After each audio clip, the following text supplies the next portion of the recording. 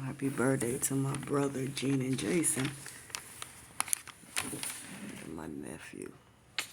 Coming up October. Anyways, you made plans and you're reading the damn paper.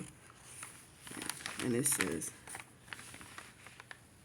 what it says, in its 8 p.m. update, the National Hurricane Center said the storm expected to become Ian is moving west-northwest at 15 miles per hour. It was 410 miles southeast of Kingston, Jamaica, and 720 miles east-southeast of Grand Cayman. Okay? Expert. Okay? Expect it will move more westward over the next day or so, becoming